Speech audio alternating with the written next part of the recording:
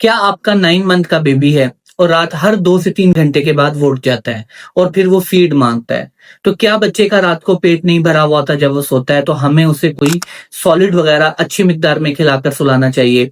या इसके अलावा आपके बच्चे को घी वगैरह या कोई बटर वगैरह देना चाहिए? कि बहुत से पेरेंट्स को लगता है कि इससे बच्चे का पेट भरता है और वो रात भर सोता है।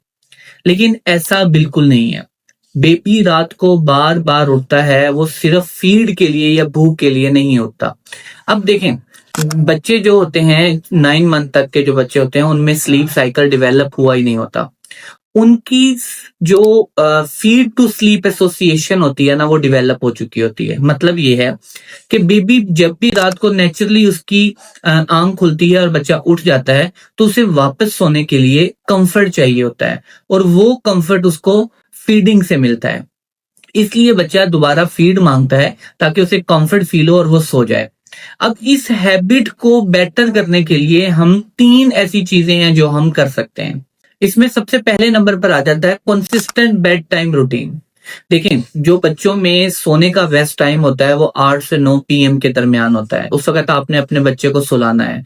उसके लिए आपने रूम के अंदर जो लाइट है उसको बिल्कुल डिम कर देना है। आपने अपने बेबी के जो क्लॉथेस हैं वो चेंज कर देने हैं। अपने बेबी को जेंटल आपने उसको हग करना है, कडल करना है ताकि आपके बेबी को फ़ील होना शुरू हो जाए कि अब ये सोने का टाइम है। और इस कंसिस्टेंट रूटीन के साथ बच्चे को इस इन तमाम चीज़ों के करने से खुद ब खुद नींद आने का अमल शुरू हो जाता है। नंबर 2, बेड टाइम काम एंड पीसफुल। देखें, जब भी बच्चे के सोने का टाइम होगा, तो आपने कोशिश करनी है बहुत काम और पीसफुल एनवायरनमेंट क्रिएट करना है। ऐसा एनवायरनमेंट जिसमें बिल्कुल खामोशी हो।